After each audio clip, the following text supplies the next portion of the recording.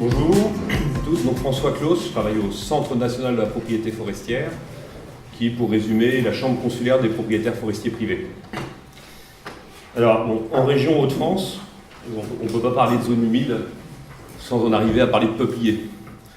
Voilà, alors, l'anniversaire de Bailleul, 30 ans, un anniversaire, c'est l'occasion de se remémorer quelques souvenirs.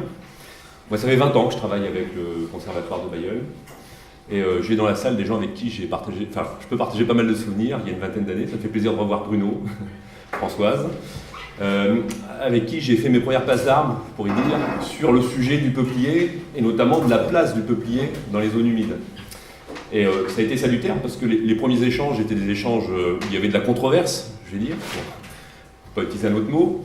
Et la controverse est toujours bénéfique parce que ça permet de se remettre en cause. Et quand on se remet en cause, derrière on cherche, on essaie de comprendre.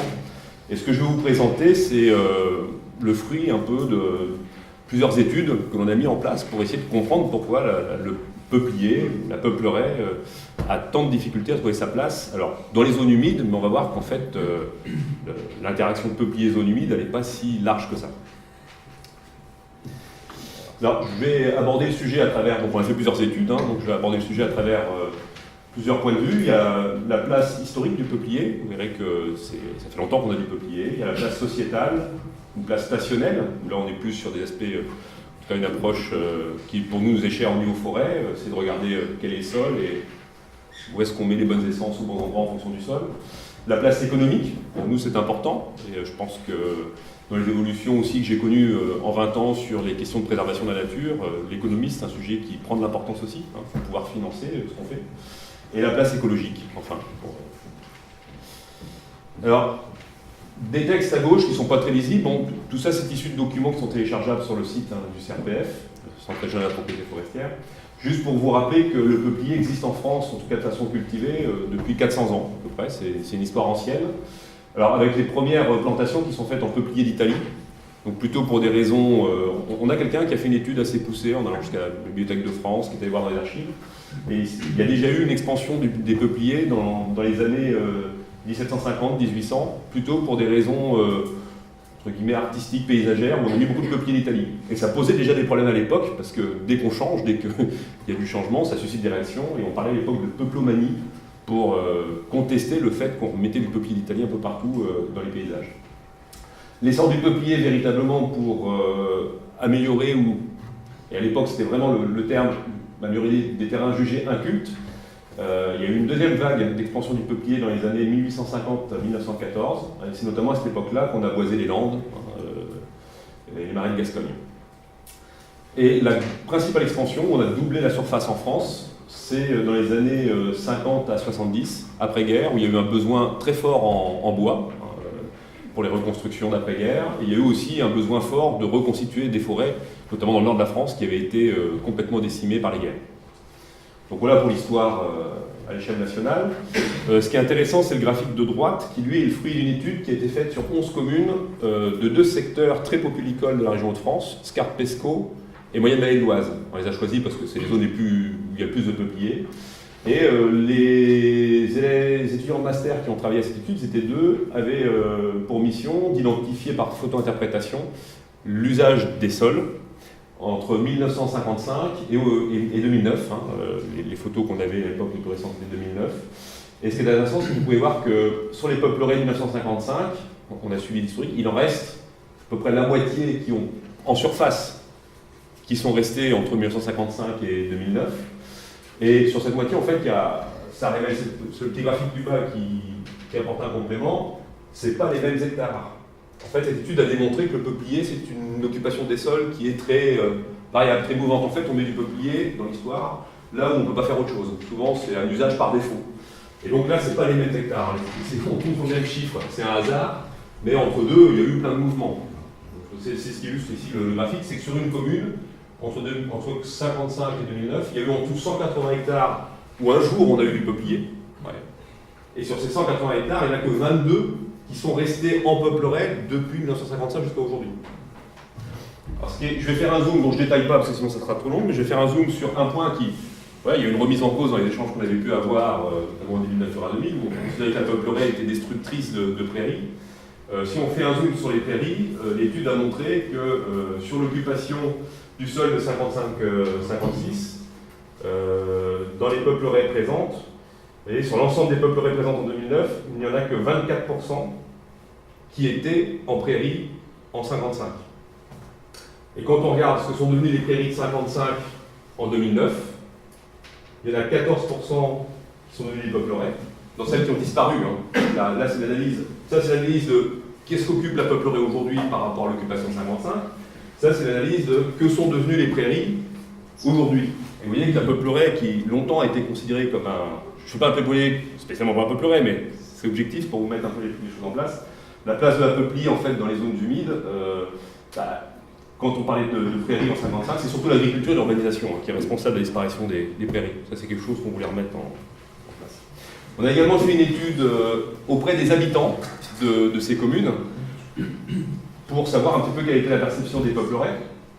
Bon, je ne vais pas non plus tout détailler, mais dans les grandes lignes, pour vous dire que les habitants de ces territoires, qui ont toujours vécu avec du peuplier, ont plutôt une perception positive. Ça, c'est quelque chose parce qu'on s'est remis aussi en cause. On avait beaucoup de messages négatifs sur la peuplerée. Donc on s'est dit, bon, on va aussi essayer d'interroger un peu les habitants pour savoir comment...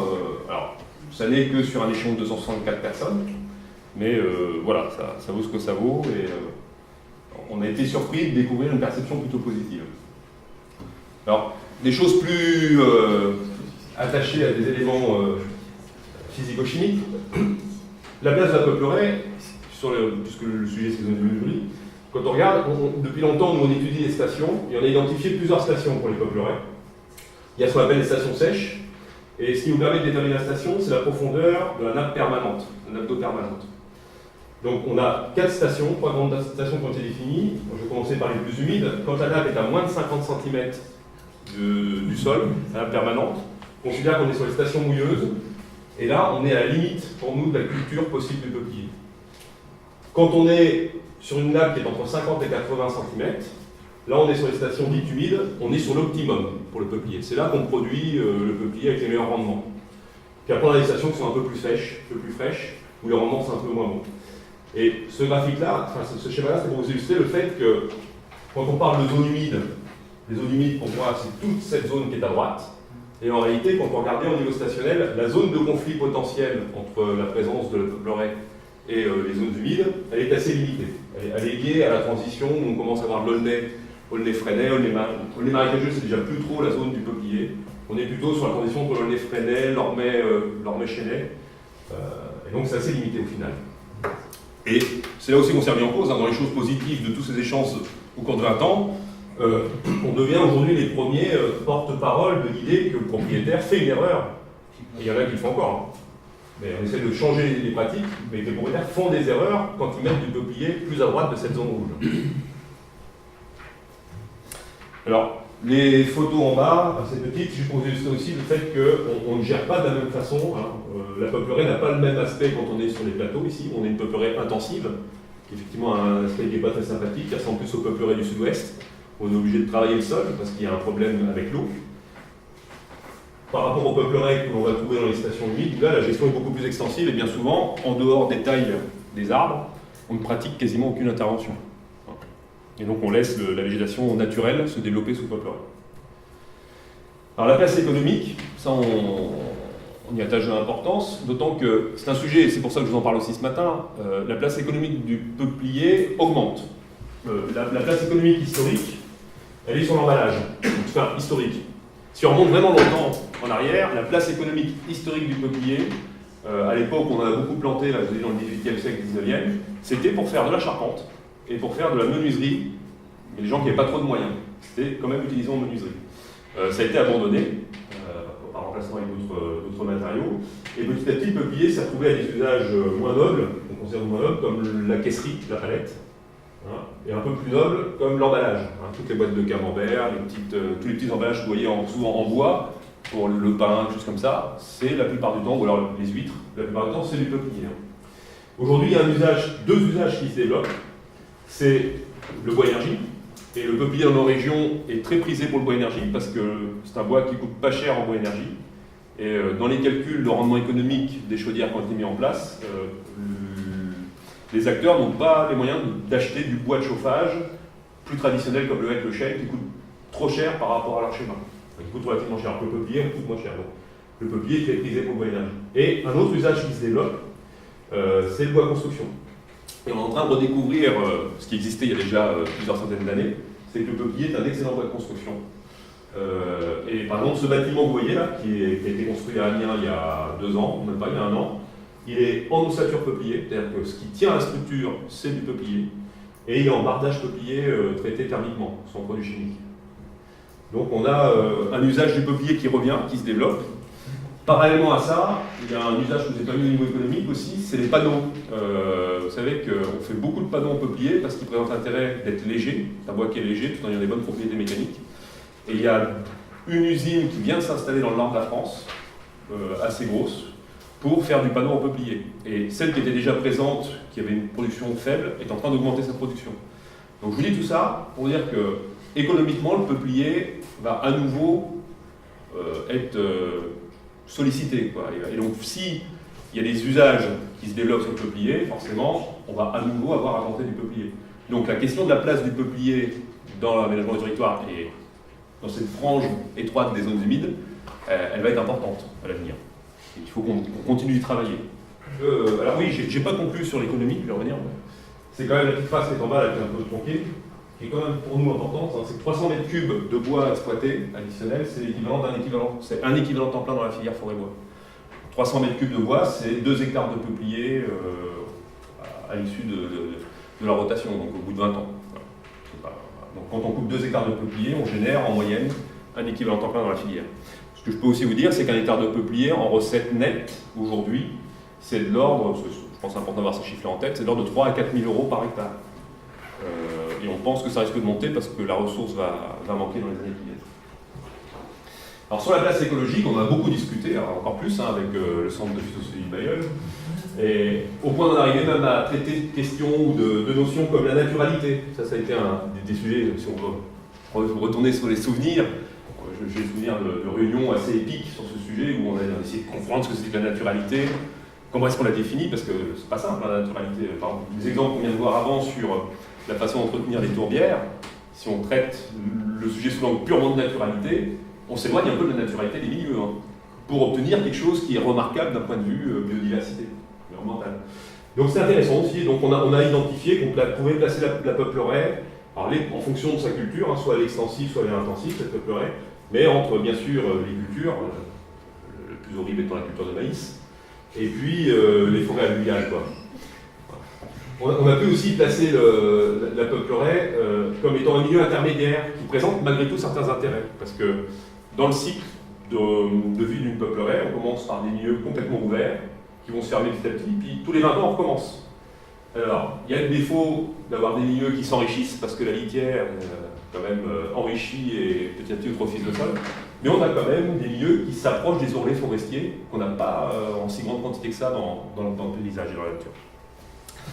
Donc, de ce point de vue-là, on a identifié que la peuplerie avait une place à condition d'être prudent sur l'endroit où on la met. Donc au bilan, bon, j'ai résumé un petit peu le bilan que moi j'en fais, après on peut le contester, on peut le discuter, on peut le rester quelques minutes.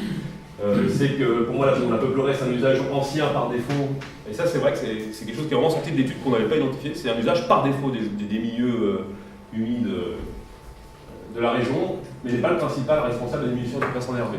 Ça c'est pas vrai. Elle est perçue par la population locale comme faisant partie de l'identité du territoire, et ça c'est assez fort, susceptible de valoriser celle-ci. Elle n'est pas compatible avec une majeure partie des zones humides, et ça on le répète de plus en plus, à forte valeur écologique, et c'est pour des raisons purement stationnelles.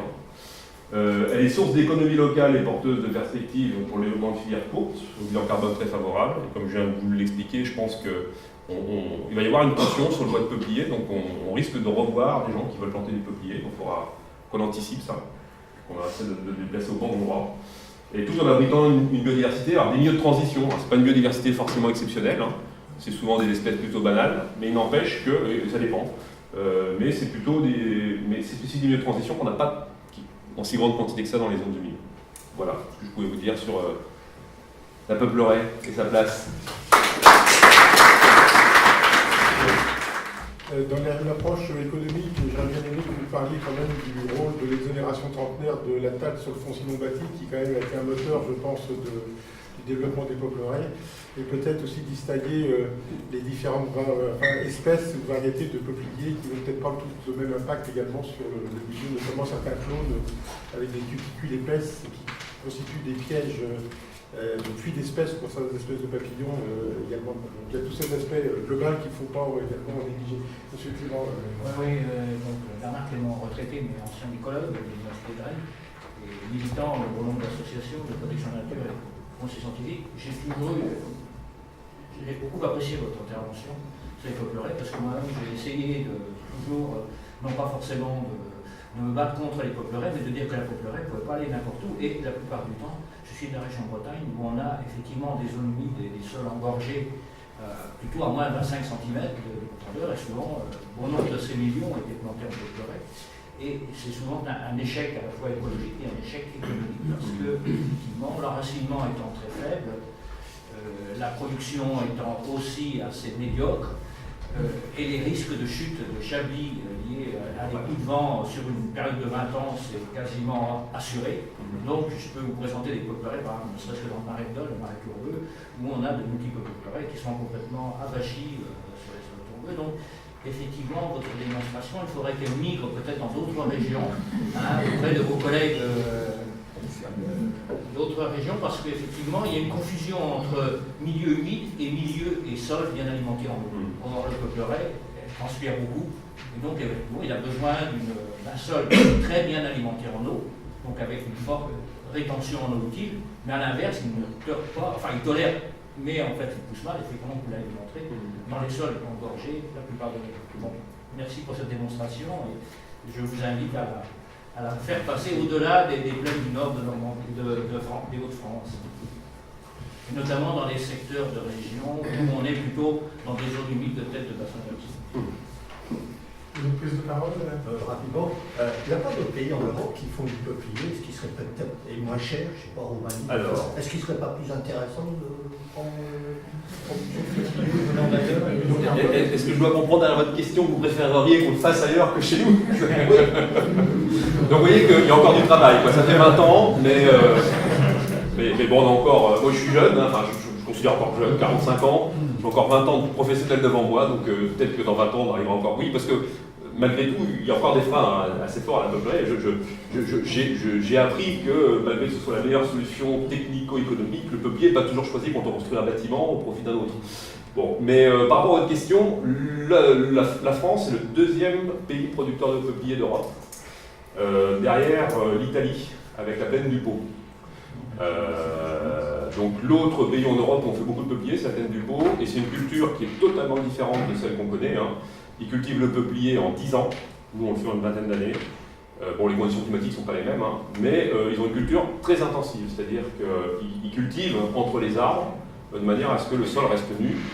Et ils cherchent à avoir des peupliers qui poussent très très vite, avec des accroissements très réguliers, pour produire du contreplaqué qui est utilisé essentiellement pour le caravaning et pour les yachts. Il faut du bois de structure esthétique et léger. Voilà. Après, et l'Europe fait partie des premiers producteurs mondiaux de peupliers également, il faut le savoir. C'est au pays de l'Est? Non, non, parce que alors curieusement, je n'ai pas creusé la question stationnelle. Alors c'est soit une question culturelle, soit une question stationnelle. Il faudra que je pose le sujet. Mais il n'y a pas. Vous pouvez imaginer la plaine du Danube, par exemple, mais c'est quand même plutôt des plaines sableuses. Donc nous, on a la chance d'avoir des plaines avec des sols plutôt limoneux, riches, ce qui explique peut-être. Voilà. Alors l'autre grand pays qui est en train de développer le peuplier, c'est un pays qui crève de ne pas avoir assez de bois. Vous connaissez, c'est la Chine. Et la Chine a un programme énorme de plantation de peupliers. Ça va devenir le premier producteur mondial de peupliers. Ils sont en train de planter des millions d'hectares en Chine. Alors, par rapport à votre question sur les cultivars, oui. La recherche n'a pas évolué, on mélange de plus en plus les différentes variétés de peupliers. Mais c'est vrai qu'on cultive toujours en polyculture. On a dit cultivar parce que le mot clone, c'est des clones. C'est des boutures herbacées à partir d'un pied vert. Mais on a eu quelques déboires par le passé dont on a tiré aussi profit, c'est qu'on ne cultive maintenant plus une seule variété sur des grandes surfaces. Dès sitôt qu'on passe 3 hectares, on mélange au moins 2-3 variétés. Alors, après l'interaction entre les variétés et le cortège entomologique ou ornithologique qui peut être dessus, je ne crois pas qu'il y ait eu d'études poussées sur le sujet. Il y a eu des études, bon, il est certain que le peuplier noir, qu'on voit qui est le peuplier autochtone, avec d'autres, si on prend le peuplier noir, on en voit de moins en moins, dans certaines vallées, bon, lui, il doit avoir le cortège classique du peuplerais, sur les peupliers cultivés, nous on observe des consommations. Alors après, est-ce que tous les insectes se portent sur les peupliers cultivés? Je ne saurais pas vous dire, on n'a pas d'études spécifiques. Ça peut être un prolongement de ce qu'on